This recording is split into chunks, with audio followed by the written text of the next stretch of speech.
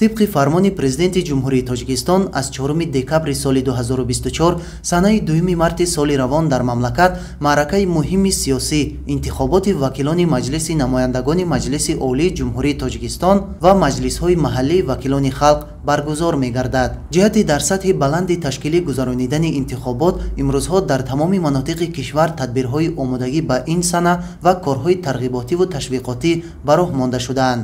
дар ҳавзаи якмандатии интихобот оид ба вакилони маҷлиси намояндагони Маҷлиси Олии Ҷумҳурии Тоҷикистон Турсунзода рақами 5 69 участкаи интихоботӣ таъсис дода шуда корҳои омодагӣ ба интихобот дар сатҳи зарурӣ амалӣ гардонида шудаанд.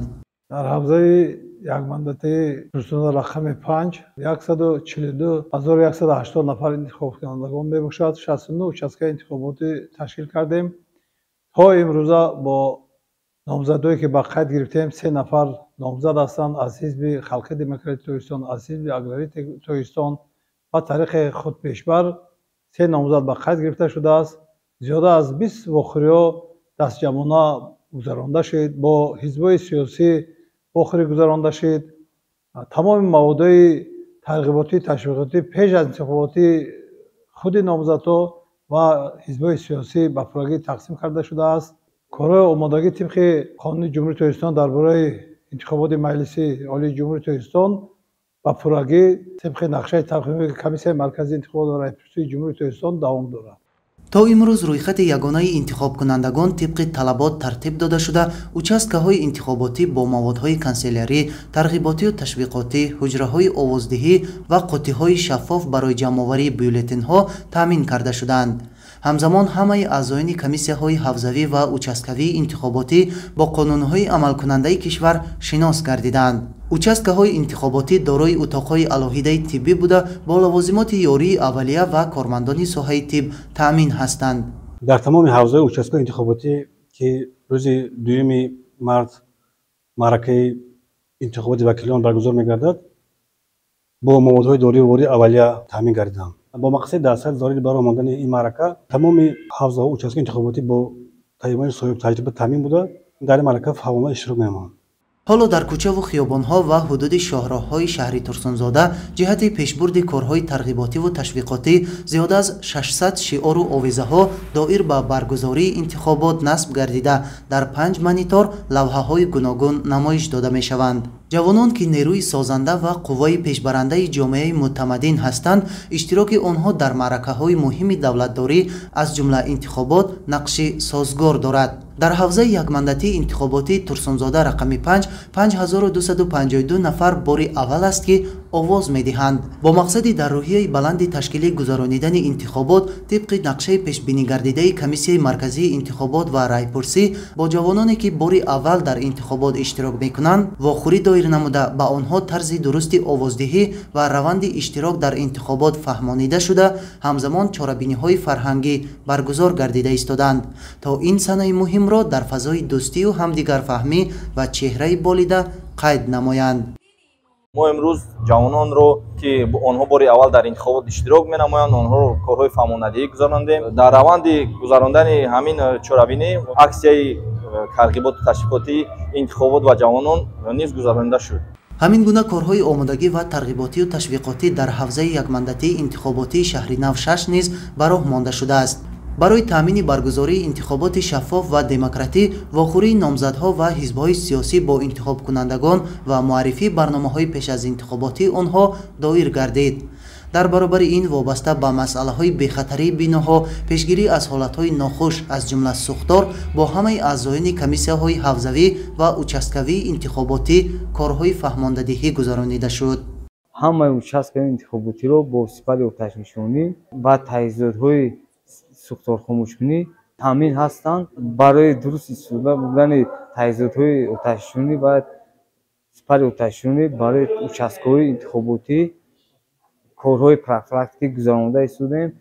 интихобот раванди ҳуқуқӣ ва сиёсӣ аст ки шаҳрвандон бо истифода аз ҳуқуқи овоздиҳӣ намояндагони худро барои идораи давлат ё сохторҳои мухталиф интихоб мекунанд. Он яке аз унсурҳои асосии демократия дар ҷумҳурии Тоҷикистон ба шумор меравад ва ба шаҳрвандон имкон медиҳад ки ба ташаккули ҳукумат ва пешрафту тараққиёти минбаъдаи кишвар ҳиссагузор бошанд. ҳоло дар ҳавзаи якмандатии интихоботии шаҳри нав рақами 6 40 участкаи интихоботӣ аз ҳудуди ноҳияи шаҳри нав, 15 участкаи интихоботӣ аз ҳудуди шаҳри Турсунзода ва 15 участкаи интихоботӣ аз ҳудуди шаҳри Ҳисор, дар умум 70 участкаи интихоботӣ таъсис дода шудааст. шумораи ниҳоии овоздиҳандагон дар ҳудуди ҳавза 140280 нафар ба қайд гирифта шуданд ки тибқи маълумот ҳоло аз рӯи ин теъдод бюллетенҳои овоздиҳӣ ба участкаҳои интихоботӣ дастрас гардидаанд.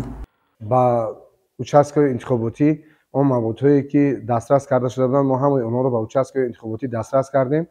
ҳамаи участкаҳои интихоботӣ имрӯз омода ҳастанд ки ба пуррагӣ маъракаи муҳими сиёсиро сарбаландона, яъне бо сари баланд, бо тинҷии амонӣ паси сар намоянд.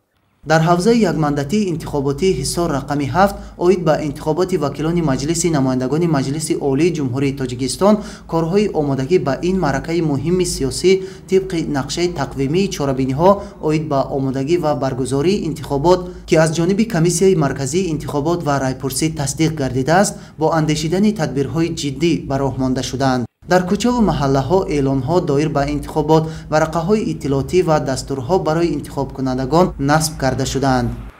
дар ҳудуди ҳавзаи якмандатии интихоботии Ҳисор рақами 7 90 участкаи интихоботӣ таъсис дода шуда, аз рӯзи таъсис додани участкаҳои интихоботӣ кор дар асоси қонуни конститутсионии ҷумҳурии Тоҷикистон дар бораи интихоботи Маҷлиси Олии Ҷумҳурии Тоҷикистон ба роҳ монда шудааст ва дар давраи омодагӣ ба интихобот участкаҳои интихоботӣ бо дастгирии Комиссияи марказии интихобот ва райпурсии Ҷумҳурии Тоҷикистон ва мақомоти иҷроии ҳокимияти давлатии шаҳри Ҳисор ҳамаи участкаҳои интихоботӣ барои гузарондани интихобот омода карда шуданд ва дар ҳамин давра дар ҳудуди ҳавзаи якмандатии интихоботии Ҳисор рақами 7 6 номзад ба вакилии Маҷлиси намояндагони Маҷлиси Олии Ҷумҳурии Тоҷикистон тибқи талаботи қонун ба қайд гирифта шуданд ва дар асоси нақшаи тасдиқнамудаи Комиссияи ҳавзаи якмандатии интихоботии Ҳисор рақами 7 дар ҳудуди ҷамъияти шаҳраку деҳоти шаҳри Ҳисор бо ҳамаи номзадҳо дар якҷоягӣ маъракаи пеш аз интихоботии ташвиқотӣ баргузор карда шуд ки дар ҳамин чорабиниҳо ҳамаи номзадҳо, шахсони боэътимоди номзадҳо иштирок намуданд. аз Комиссияи марказии интихобот бюллетенҳои интихоботӣ оварда шуда ба ҳамаи участкаҳои интихоботӣ дастрас карда шудааст ва тибқи талаботи қонунгузории участкаҳои интихоботӣ аз тарафи кормандони шӯъбаи вазорати корҳои дохилӣ дар шаҳри Ҳисор буда таҳти назорат мебошад ва мо кӯшиш ба харҷ медиҳем ки интихоботро бо сари баланд дар асоси қонунгузориҳои Ҷумҳурии Тоҷикистон баргузор намоем. ҳамаи участкаҳои интихоботӣ бо як завқи баланди зебоипарастӣ оро дода шуда, равшаннамоии атрофи бино ва дохили ҳуҷраҳои овоздиҳӣ ба пуррагӣ таъмин гардиданд. дар баробари ин утоқҳои алоҳида барои модару кӯдак, ҳуҷраи тиббӣ бо лавозимоти зарурӣ ва хонаи машваратӣ бо ҳуҷҷатҳои лозима таъсис дода шуданд ки ҷиҳати дар сатҳи баланди омодагӣ гузарондани рӯзи интихобот равона гардидааст. инчунин барои шахсони дорои маъюбият шароити хуб фароҳам гардида, нафароне ки бо сабаби беморӣ ва дигар омилҳо ки қонунгузорӣ муайян кардааст имкони ба участкаи интихоботӣ ташриф овардан надоранд, барои онҳо қуттии овоздиҳии сайёр ташкил карда шудааст. дар участкаи интихоботӣ рақами 15 шаҳри Ҳисор тамоми корҳои таблиғотӣ омодабошӣ ба интихоб пурра ба анҷом расидааст ва мо тайёрем ки интихоботро ба як сатҳи баланд таҷлил гардонем. хабарномае ки аз тарафи ҳавзаи марказӣ дастрас гардид, ба ҳар як овоздиҳандае ки имрӯз дар қайди участкаи интихоботӣ буд дастрас гардонидем.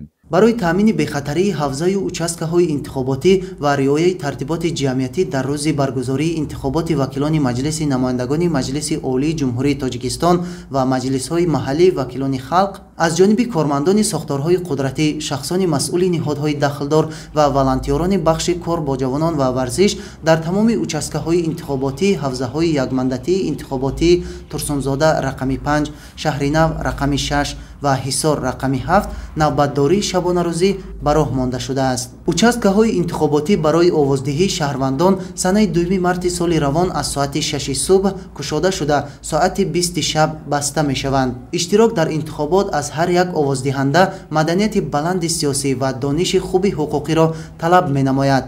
ҳамаи ин тадбирҳо барои дар сатҳи баланди ташкилӣ ва мутобиқ ба меъёрҳои байналмилалӣ баргузор намудани маъракаи сиёсӣ дар пеш истода равона гардидааст, ки шаҳрвандон бо истифода аз ин имкониятҳои фароҳам гардида ва бо дарки баланди ватандӯстӣ метавонанд принсипҳои ҳуқуқии худро амалӣ намоянд.